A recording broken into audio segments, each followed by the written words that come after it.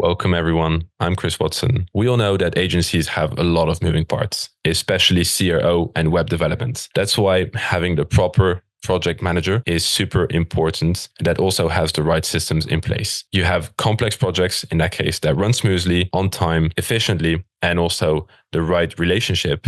A great relationship is being built with the client at the same time. Well, that's exactly what you're going to learn in this episode today. If you want to make sure that your projects are being delivered on time, on budget, smoothly, that the right expectations are set, and that there's top-notch client communication, then in that case, I'm very excited to share this value with you today.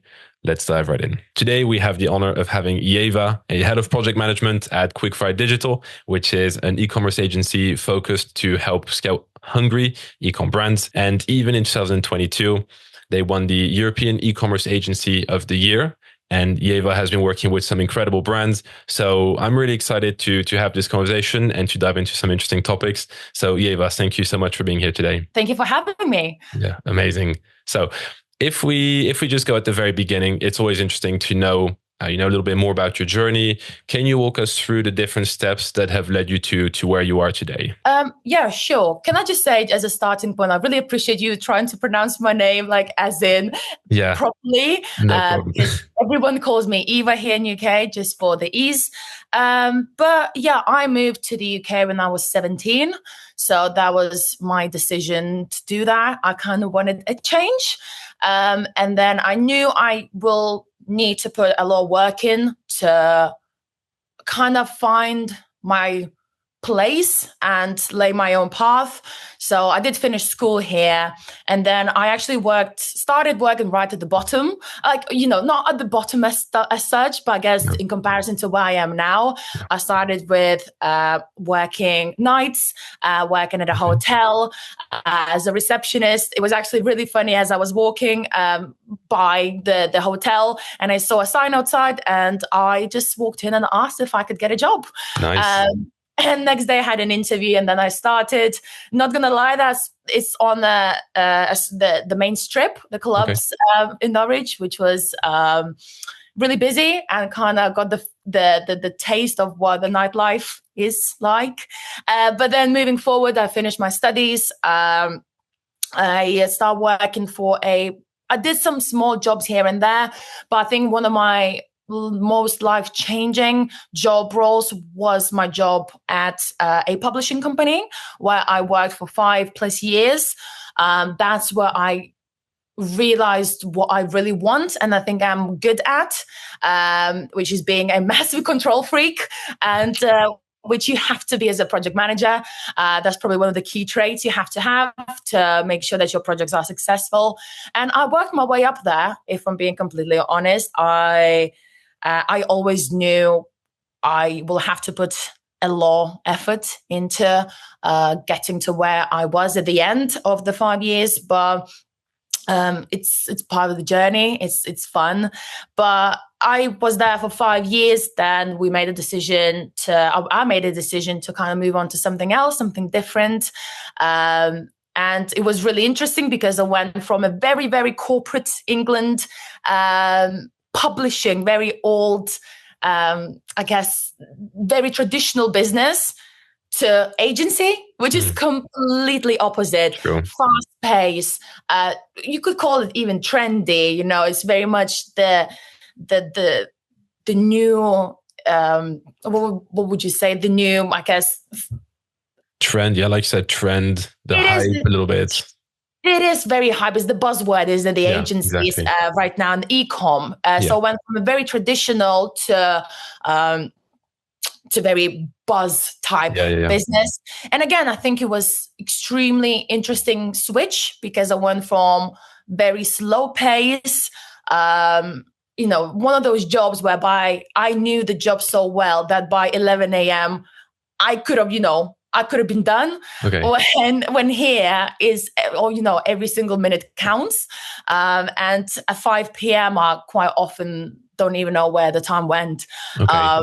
Nice. And so that's kind of the crazy difference, and the mindset shift as well, going from waiting for something to be approved and, on standby for 6 to 9 months to things changing overnight here.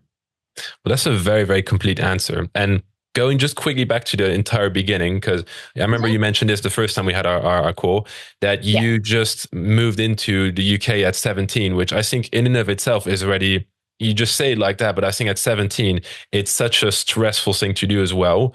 And you made an incredible move, and it's proven to be successful as well. Because, like you said, you started, like you said, not at the bottom, but it's what people might consider as a more of a basic job, and you basically climbed your way up. And also, I think it's interesting to see, like you said, where it starts with a very corporate job, and then it's more of maybe a little bit more relaxed, or maybe, like you said, maybe more buzz, trendy. But also, I think as a project manager, maybe you never really finish. There's always maybe one fire to put out. You always need to do something else. And if you don't put the limitations yourself, you're going to be working all day, every day. So it's just a very, very interesting story that you have. And then on the topic of project manager. So I feel, I might be wrong, but I feel that this is typically a role that sometimes agencies hire a little bit too late, and is something that they don't really want to focus on too soon. First of all, can you just tell us a little bit why project managers are so incredibly important for agencies? And then also if there are any maybe common misconceptions people have about this role. Yeah, absolutely. So I think, even going back to the actual name, we are Quickfire Web Development Agency. So development is the core of the business, you could say. And, but behind the development, behind the website and technology, there's so many teams which make up Quickfire, including, the project team. And, the personality, I think it's one of those jobs where personality matters so much, because you as a PM on the project, you're the one who is pulling people together, setting up expectations, making sure that as simple as everyone's getting along, and making sure that, things are getting done. So the other thing from the actual digital PM's point of view, and maybe, sometimes one of my bosses, or actually Nathan and Fred, like to say that I am a little bit of an exception because I'm very technical. I love the technology. I'm a bit of a nerd. If I can learn a little bit about HTML or CSS, I will. But I guess I actually think we're now moving towards the where you should know that. If that's part of your job, I think you should be aware of the technology you're working with. And I think that's the other thing, which was very different at the corporate. That's not what's expected from you at all. You are more of I wouldn't like to say an admin, but you're almost like a middleman. You're always a middleman. And I think in the agency world, in the digital world, you cannot allow that to be the case. You have to be involved in everything, because the smallest decision can be so fundamental to the next step, because again, everything moves so fast. You don't have time to breathe. You don't have time to make those decisions, or actually time to think through the alternative solutions. You have to, one step is done, you right onto the next one, and so on and so on. So I think if there wasn't that PM in the middle of it, navigating people around you, I mean, we have done a couple of projects where there was no PM on it. And I think I'm not going to go into detail, but that was not pretty. So I think, the PM is, I would say, it's core of the project, because you can determine the atmosphere, the expectations, and actually help the team navigate the struggles and the highs and the lows. Because one thing we all know, being part of the agency world, that's just a roller coaster, ongoing roller coaster. Okay, wow, very, very complete. I think anyone that didn't really know how important a project manager is, they know now, and they definitely, their next hire is a project manager. How, in that case, then, how do you, let's say you start a project and everyone's a little bit, spread out, no one's really focused. How do you then go from that to everyone working in a straight line towards the same goal, meeting the client's expectations? I'd say knowledge. You have to make sure that by the time you introduce the project to the team, ins and outs of that project. You may not know the fine detail or how things are going to be done, but if you're team comes to you with a question, you better have an answer to it. And that's how I always approach my projects. I think that's why I've always been so involved, because again, if there's something we don't know, it means we're not ready to move into the development, design, or whatever the next stage may be. Yeah. So I think the knowledge is the way you put get people together and kick off the meeting, is by sitting everyone down, laying down the expectations, sharing your knowledge, asking for their knowledge, and making sure that they are supported by you at every single stage, but especially at the start of the project. Okay. So you're saying knowledge. So I can imagine how it is a bit of an advantage you have, or even a superpower, that you are so technical, like you said, because if there's something you don't know, if the team, they don't really know something, they know that they can count on you. So you already answered a little bit, like you said, knowledge and knowing exactly what needs to be done. If we go a little bit more in detail, can you walk us through the steps and the processes you go through when you start with a project? So from start, then to delivering the final outcome. Yeah, of course. So it really depends on the project and the size of the project, I would say, but we still try to follow the same process, or you could say the template is the same. Yeah. So obviously, everything starts with a sale, but our wonderful sales team and Nathan and Dan do that part. But then they hand it over to most of the time myself and Fred, who's one of the other co-founders. He's head of strategy. And then Fred and I take it from there. We do a discovery session, which is a session to sit down with the client and understand their requirements, understand what they're trying to achieve, what their timelines are, etc. And then from there, Fred and I would come back to Quickfire with, just imagine spending 1 to 2 days just talking about that project. Honestly, you feel so tired. You can't even entertain a conversation after that full day of just talking everything project and digital. But following that, I then come up with a project scope. Okay. Which is obviously majority of that work comes from our side. By the end of the day, that's a collaboration between the two, between client and us, because we can recommend to them the best practices and what we would recommend as the best solution.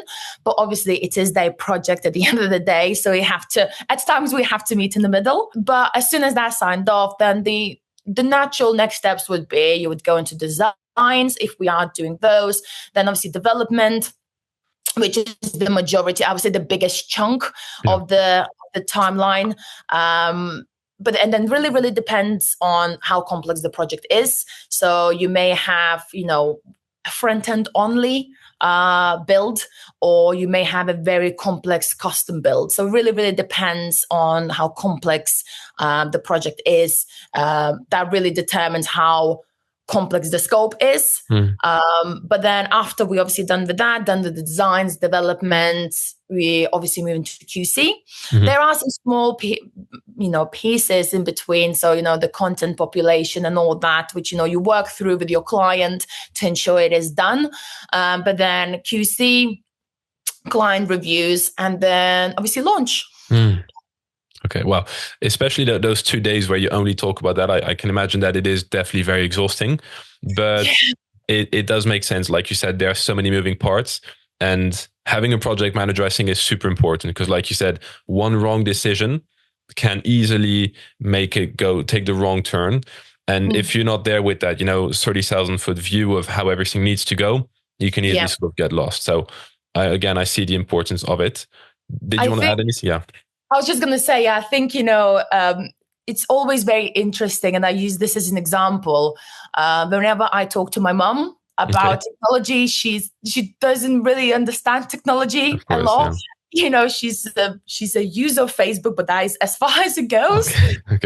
So for her, for example, website is just the pretty pictures and text. And for someone who's not in the ecom world, and I think, obviously, I am very much a different generation, but until I joined Quickfire and until you are in the kitchen, you do not understand the detail you need to know and understand to be able to put the project scope together. Yeah. It's not just the homepage, and it's not just the, the headings, the banners. There is, to make sure that the website is operational, the fine detail you have to go through and make sure it all links to one another, and you think about the different user journeys. It is mind-blowing, actually, how complex some of the technology behind that beautiful website can be. Agreed. Yeah, you maybe sometimes take it for granted, just on the website, and it looks really good and it performs well. But if you actually understand the effort that went into it, it's a completely different story. So that actually makes me come up with another question, which is maybe the clients also sometimes they have an idea of what they want the website to look like, but they don't really understand the complexity of what they're asking. Yeah. Are there some common examples or examples for you that come to mind with clients that they expect something, but reality just doesn't meet with what they really want to have? Does that happen sometimes, or are the requests they have typically quite normal?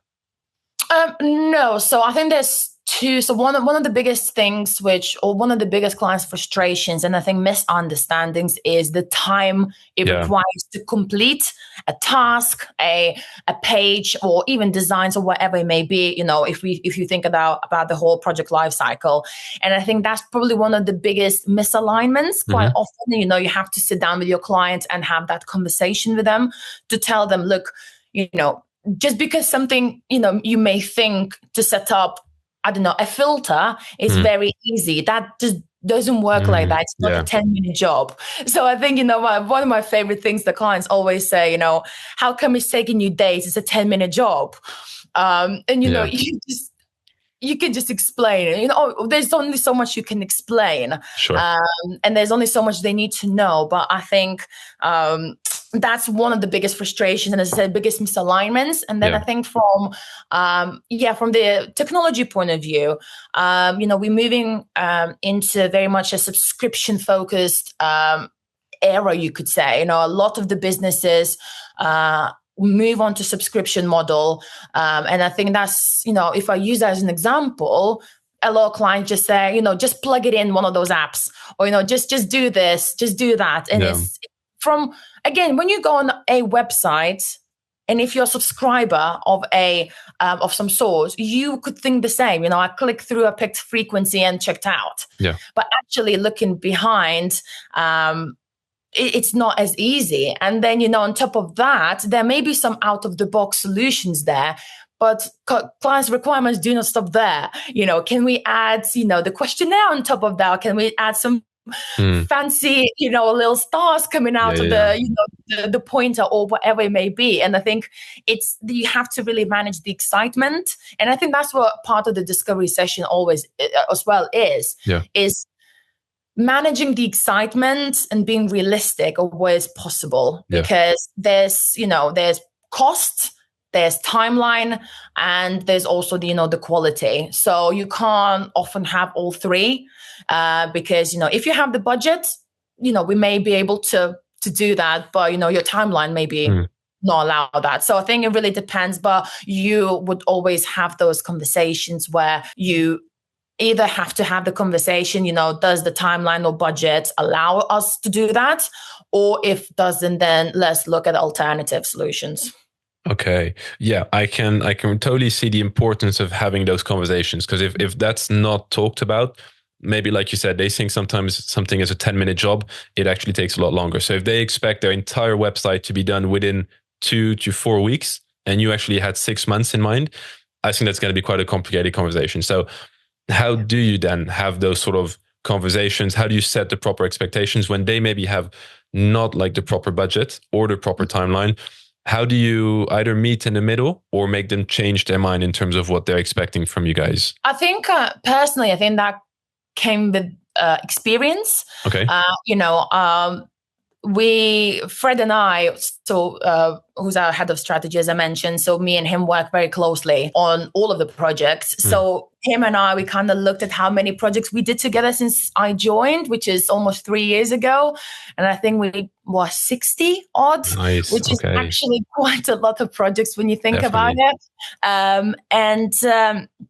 I think obviously how I would have handled those conversations then to now very differs. And it's not even the confidence part, it's more than, again, going back to knowledge. Okay. You know, when you sit down and have that 1 to 2 day session, discovery session, you can really gauge how realistic client is to how big their budget is and what their timelines are. And I think obviously Fred is very technical. I am pretty lucky that I'm in a position where I am quite technical enough to understand everything that we discuss in the discovery to make that decision in my mind. And I like to tell them straight away, because again, at the end of day 2, I will know the full list of their requirements, and I will be able to tell the client, okay, is it possible for us to build X in the next 6 months? Probably no. I mean, 6 months, probably yes. 6 months is a long, long time. Yeah. But 6 weeks, let's say, can we build X in 6 weeks? Probably not. Okay. But we can build you Y in 6 months, 6 weeks, and then we can move everything else in phase 2. Nice. And if that doesn't work for you, then we need to negotiate on something else. If you want the full package, then we look at new timelines. So it's always about giving. I find it's always about giving options and making sure that those options are fair. And educated options, so the client doesn't feel like they're losing, and you don't feel as from Quickfire's point of view like we are losing anything as well. Okay, so I could totally understand though that already congratulations on 60 projects, because that is massive. But thank you. Also, like you said, sure, confidence comes with it, but there's also just then the experience and the knowledge that comes with that. And I could totally understand how after so many projects, you have a better understanding of they want this. Typically, it takes us X amount of time, or the budget should be here. But I can also imagine how it just stays interesting, where every project is different, expectations are different, and you just need to be able to manage that and meet in the middle somewhere. Everything is unique every time. Maybe then it's a question that doesn't make too much sense if there are so many different context and it's never the same. But are there maybe some best practices when it comes to managing larger scale projects within an agency? So obviously we as Quickfire, we're very much an agile business. Just because I think the size of the projects we're now managing, you have to be able to move fast and adapt. Projects you will never. Look, you can be as good as a project manager, you can be perfect project manager. Something will always go wrong. That's just the nature of the beast, so you need to be able to be flexible and agile enough to adapt to that and make sure that, if anything changes, you make sure that you and your team behind you are able to make that change with you. Obviously, we like to try different things out. Obviously, we do follow the Prince 2 methodology and kind of best practices of that as well. But we also try different things out, because I think you can't just get too comfortable with one way of doing it. So it's always good, depending on spec, depending on client's requirements, you can play around with, okay, are we doing sprints? Are we doing or completely, following agile methodology? So it really depends, but I would say the best projects are those which follow agile. Okay, that makes sense. But also, like you said, being in the mindset of things always do go wrong, at least you're always ready to anticipate it and to be proactive about that, So as you were explaining that, I was just wondering then, when, you're building those websites, who then does the research in terms of the copywriting, the visuals, the sort of persuasion side of having a highly converting and optimized website? Is it the client that does all the research and they sort of help you to plug it in? Or do you guys also do that part of the workshop process? So we do. So part of the discovery workshop, you could say, is to, one thing is to nail down the technical specifics, but it's also to understand the feel, the brand. That's one other important part. We have the design team in house, who, she's wonderful. And we have the best practices we follow as we do our research as well in the background, from the more structural point of view, from the more, for the website to be operational, ecom website, this is what we recommend. These are best practices. This is how it's best, these are the best user journeys, etc. But from the content point of view, we always say, or I always like to say, client knows their website best. It's not my brand. I come from the ecom. I'm good at the ecom part, the website build part, but I don't know as much about your brand and your identity as you do. So it's very much when it gets to the point of content population, that's a handover to the client. If some clients need a bit more support, which I love doing. I love doing the client trainings. Again, that kind of comes hand in hand, me being, a bit more technical and more, I understand the Shopify, customizer setup, the meta fields, meta objects, all of that. So it's much, I feel much more comfortable going on those calls to the client and saying, okay, this is how you can update the website. But again, going back to the beautiful imagery and content, that's all client, because they know their brand best. Agreed. Yeah. I also have the case sometimes where, like you said, you have the best practices maybe in terms of how a website should be structured, how people expect to be able to use it. But at the end of the day, often it is the brand owner, the founder, the CEO to really know what kind of image they want to show to, their audience and what kind of brand feel they want to have. So agreed on that. We had a very interesting, or if it's always funny example recently where we came into discovery, everything went really, really well. We established what we're building, but client just is a very high-end brand, is a very clean look, but they wanted the website to be very minimalistic. So no buttons, no links, as little amount of information as possible. And we had to have actually borderline an uncomfortable conversation where we had to say, we understand what you like, but as a bare minimum, having an add to cart button is crucial. Of course. It's an e-com. How do people buy? How do they buy? At the end of the day, it's an e-com website, and their point was, okay, when customers land on the product page, they would be able to see the add to cart. But let's say, someone lands on a homepage and you have the beautiful product carousel, you may not know that you can add from there, if it doesn't show that there's an add to cart button, if you can't actually. So there's sometimes those type of conversation as well, where clients they think they know their brand and they know what they want, but at the same time, that may not be what's the best for their website. So it's their expectations versus ecom best practice, and how do we meet in the middle? Those are always some difficult conversations to have, I think, sometimes. Do you have then any, I would say, tips, again, with the experience that you have, because sometimes I might be wrong here, but clients, you both agree, okay, it's going to take this amount of time. This is what we're going to go with. And when the weeks or days or months, depending on how long it takes and the size of the project, when that time goes by, sometimes they might become a little impatient or their ideas change. How do you then have those sort of more difficult conversations to just make sure that the relationship stays good, instead of it going a little bit like, we're starting to become a little bit dissatisfied with it? This might not even be a problem, but I'm just wondering, if you do have it, how do these conversations typically go then? No, so you definitely do have those conversations. I think especially on the more complex projects, again, go back to, because they are more, they require more time to complete. And I think sometimes, especially development, can feel like it's never ending. But at the same time, if you have, let's say, 600 hours, just as an example, to use to build a website, when you put that in the working days, that is a long time and a lot of work to do. So for me, I think the best thing is setting expectations straight at the start.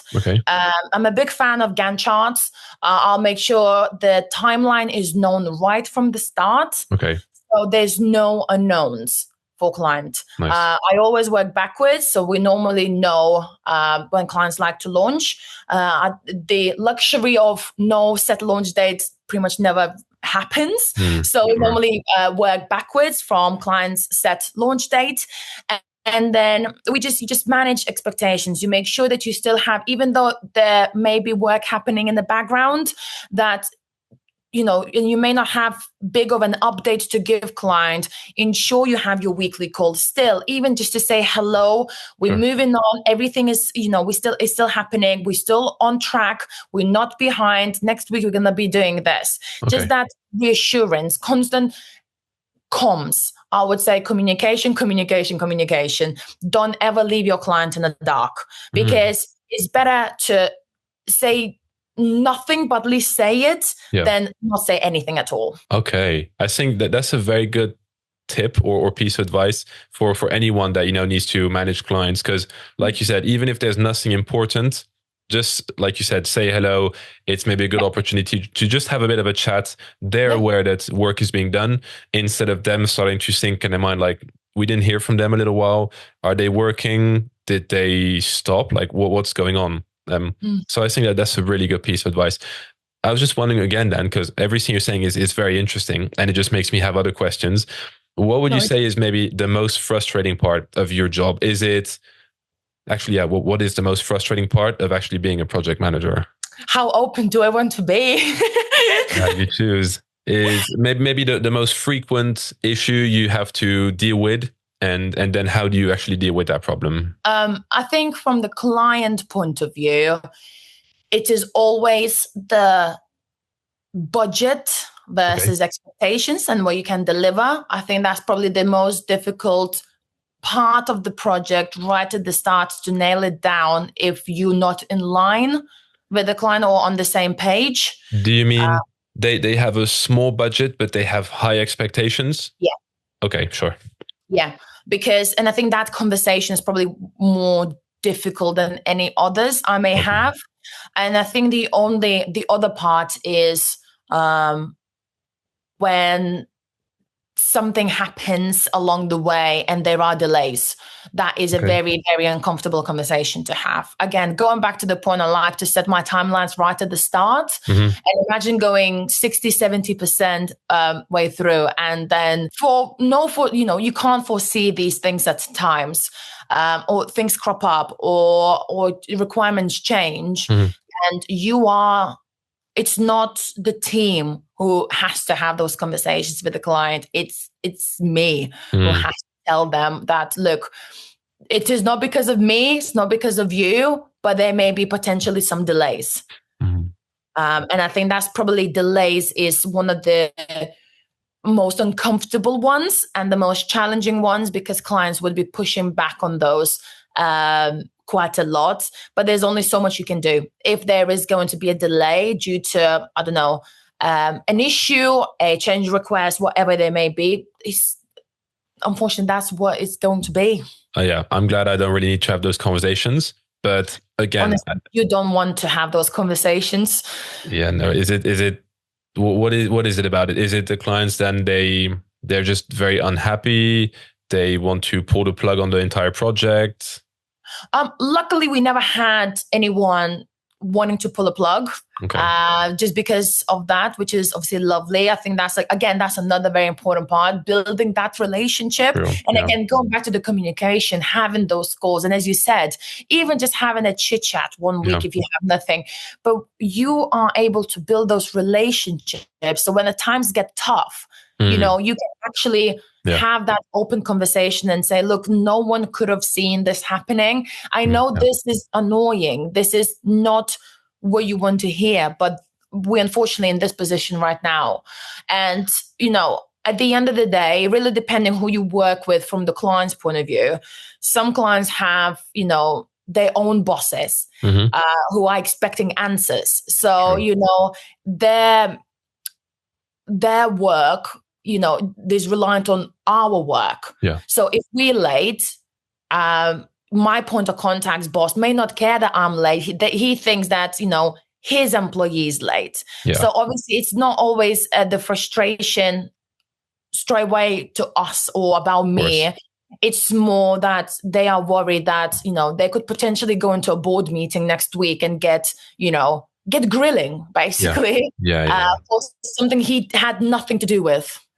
Okay. Yeah, Tip. I agree with, like you said, if you have that good communication, you have that good relationship, they might also be a lot more accepting and like, sure, I know you guys work hard. These things can happen instead of you guys not having any relationship and it's just like, I don't care. I want it done. So I love like what you said is focus on having also a good relationship. Going back then onto your first point, which is the budget that they have doesn't meet the expectations. How can you set their expectations a little bit more realistic without them potentially being a little bit demotivated because they expect this thing? You're telling them like with this budget, you can get this. How can you keep them hyped enough to want to go for the project without discouraging them? Yeah, so I think we actually been working a lot on that internally at Quickfire. So between sales team and let's say myself and Fred, we have been working much closely. We know that a potential new client comes in, and those guys would roughly know their requirements. And before we confirm the initial like a range, for example, we have that internal conversation. So then it comes, rather than it just comes from sales, there's actually some weight behind it with knowledge from the wider team to say, okay, based on the experience and based on what you told us, we think is going to be from X to Y, for example. And then we are able to pass that information back to sales. And when sales team gives that information to the client, that can be managed right from the start before the project even starts. Okay. So they can make a decision if they want to go with us or if they would rather go with someone else. Okay, that makes a lot of sense. Okay, yeah, that's very good. I've been asking a lot of questions that are more focused on problems and issues and objections, which unfortunately, I guess, are, like you said, part of the job. If we focus more on positive things now, let's go on the positive vibes. Can you walk us through maybe one of your most successful projects and why do you think it was such a success then? It's really hard to pick one because I generally love all of my projects differently. I thrive in chaos, so I'd probably pick my favorite one as the one which was more challenging than not. I think sometimes an easy ride. Obviously, look, for most people, easy ride is what their preferred option. For me, if there was lessons learned and if there was a bit of a challenge and you worked really close with the client on delivering it or getting it over the line, that's probably the more rewarding project for me. So recently we went live with the new mouse website. So they do phone cases, and we had kind of like one of the last conversations the other day, this is the end of the project. You're now moving on to the retainer. It's always sentimental.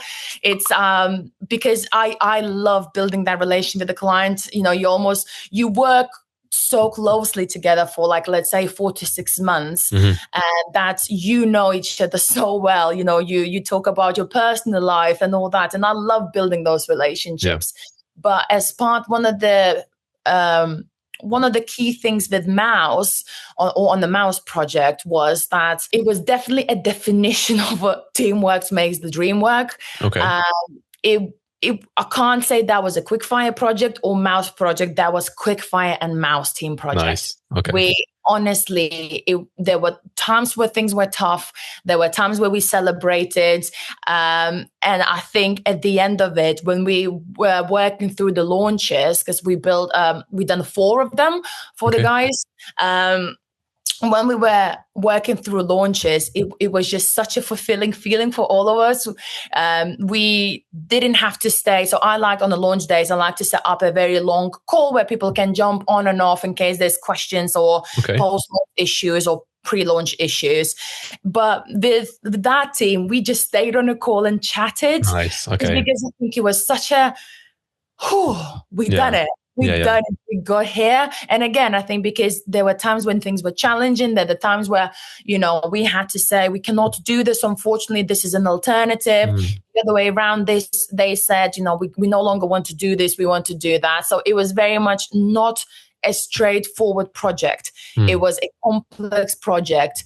But when you combine that and a group of people who are very, very passionate about what they do, and also have a lot of enthusiasm of getting this project live, you can really see the fruits of that, on paper. And then again, the other day when I said we said our goodbyes, it was I was bored, like so close to, like I was like, just don't cry, because you get so close to your clients that you don't want to say goodbye to them. You don't want to not work with them. So that's why really exciting when existing clients, which started with project, then went into retainer, come back from like project number 2, because you kind of get that little buzz of, okay, we're going to get to work together again. I love that answer, because typically people might say it was this project, it was quick and we got it done quickly, but they also, like you said, I could totally get how, since the project takes a lot longer, you have more of a real relationship with them. It's not like 1 week where, okay, you just get it done. It's a quick 1 week sprint and you move on. You really build that relationship. But also one thing I've been noticing, which is a recurring theme with you, is you really embrace like challenges and struggles. Like you said already at the beginning, at 17, you moved to the UK. Not a lot of people would do that. You said you loved to have challenges. If you learn lessons, instead of people thinking like, another problem, this is boring. Where do you think that drive to embrace challenges, embrace lessons basically from potential failures, where do you think that came from? Both of my parents are business owners. Okay. So I grew up seeing them working very, very hard for what they want. And I think the other thing, my parents were always very strict with me and my brother, that, if I wanted a nice, present, you work for that present. Sure. And I think it kind of just engraved that in me, that, from at the age of 12, I was cleaning my dad's offices just to, throughout the summer, just to make sure I get that. He would promise, on my birthday's in September, which is at the end of obviously summer holidays. Yeah. So he would always say, if you were to work all summer in my office, for your birthday, you can get X, Y, and Z. Okay. And which was really frustrating, because obviously as a child, you want to be with your friends, or you want to have that time off. And I think it was the constant battle of, okay, this is easy and I can get this, versus, getting something that you work so hard for. And I think that always followed me throughout my life. Whatever I've done, I like working. I don't like when things come easy. I think obviously it's nice every now and then to get a break. Sure. Don't get me wrong. I sometimes look at the project and I'm like, thank God it's a simple one. Of course. Yeah, definitely. But most of the time, I think it is so much more rewarding when you had to overcome challenge, because I do believe, again, I am not doing this by myself. There's a team behind it. There's a big, big team behind it. And it's not just the relationship that you're building with your client. It's the relationship you build with your internal team, with the people you see and work with every single day. And I think those challenges make you closer. And that's all of these different small parts of which kind of link to one another, which I think I try to always see the beauty in that. Yes, maybe maybe something was maybe I had a really tough conversation with a client. I have a group of people around me in the office who will do anything in their power to cheer me up. And then, we go again, we sit down, how are we going to overcome this issue? So it's always looking at the end goal and actually celebrating the challenges. Okay. Again, great answer, I find. And maybe you answered already again a little bit the next question, which is the last question I have before we have some rapid fire questions. So I'd love to have those. But my question was, because, when you're in an agency, we're both, in an agency, I'm guessing maybe you also sometimes talk with people in other agencies, just, how are they doing? Can you learn from them? Can they learn from you? You just communicate. What do you think is the difference between an agency that just tends to struggle and never really scale, and an agency like Quickfire that just, gets awards like it did, and it just keeps scaling, growing, and becoming better? Did you notice anything in particular that sort of differentiates the two kind of agencies? I think I generally believe it's people it's really, really down to people you have in your team, Okay. from sales to, the founders to, again, client services team. I generally believe it's the attitude towards work. Yeah. We at Quickfire, we obviously, as only natural, you lose some people, you gain some people. But I think the majority of the people we have here are crazy passionate people who want the clients to be successful and want this business to be successful. And when you have multiple people move in the same direction, and it's not just Nathan, Fred, or Martin, the founders of the business who are moving that, the Quickfire forward. Obviously, they're the faces of the business, but you have a team of 30 people behind you who are very much right there behind you. I think that what sets us up, apart, because we are so passionate about what we do and we love working here. And I think we just want what's the best for the business. And I'm not saying that obviously other businesses are not. Obviously, you don't see inside the kitchen. You don't know what their businesses are like. But I can only speak with success of Quickfire. And I generally believe is us being a team and actually feeling so passionate about what we do. Yeah. And I can, from every answer you give, I can definitely see the passion that you have, like you said, the fact that already the attitude that you have, and like you said, your team members, that they also have towards project. You're so invested with building a good relationship. You get emotional a little bit when it's goodbye, with people you've been working with for a long time, and you want to embrace those challenges to just become better. And I love the point you made where it's really the people that are inside, where if you're all just focused together, you deliver better results have better word of mouth. And I guess that sort of compounds over time with the reputation. And I think, did you want to add anything?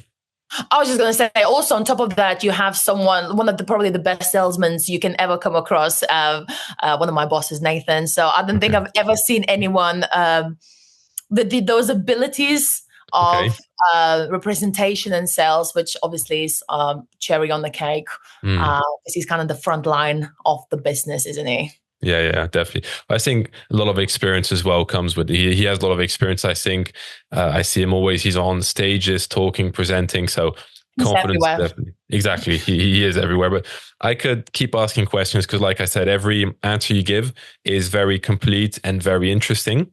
So I'm really looking forward to just rewatching this episode. I could be asking just a million more questions, but I'm aware that, we are getting closer to the end of our call here. Like I said, I've got some quick fire questions. Are you ready for them? Yep. Go on. Okay. So what's the best piece of advice you've ever received? Be yourself. Okay, nice. What's your favorite meal? Oh, that's a tough one. Top three then. Let's go top three. No, let's just do steak. I can eat steak. Okay. So if you're stranded on an island and you can only eat one thing, steak. Oh no, because then I would go just for fruit. Okay. If I was stuck on an island, that was the one type of food I would eat fruit. Okay. But if I'm in London out for a nice dinner, I'd always steak.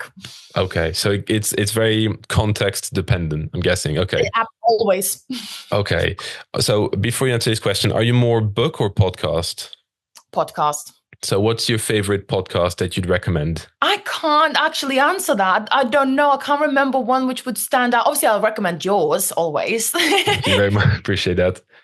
But I'll need to get back to you on that one. Okay, no problem.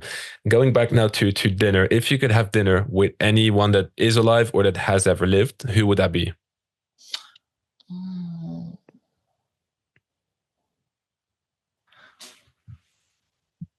I don't want to say this one because that would be very controversial. Okay.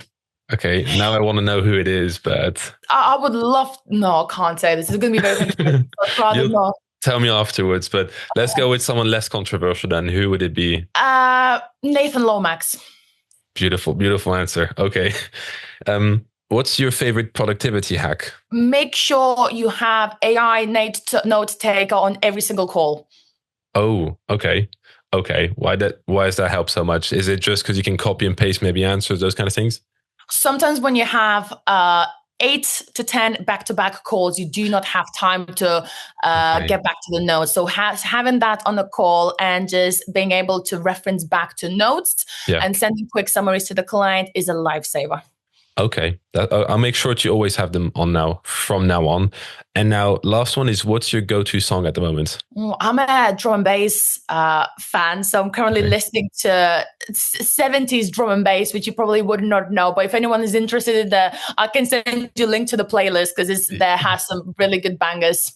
Okay. Well, speaking enough of sending links. So first of all, Leva, thank you so much. This podcast has been super, super interesting. And like I said, I'm looking forward to already just rewatching it to just take down notes. But for anyone that wants to follow your journey, or just ask you questions, where's the best place for them to go to? Probably LinkedIn. I would try and I can pronounce my name. It's Leva Balisevic, but I think if you could just link my profile, I will definitely. Yes, I would love to connect to other people within the community ecom agency. So yeah, please get in touch, and I would love to chat to you. Sounds good. Yeah, I'll definitely put your links down below. And again, Leva, thank you so much. It's been really a pleasure. Thank you. Thank you ever so much. Speak to you soon. See you.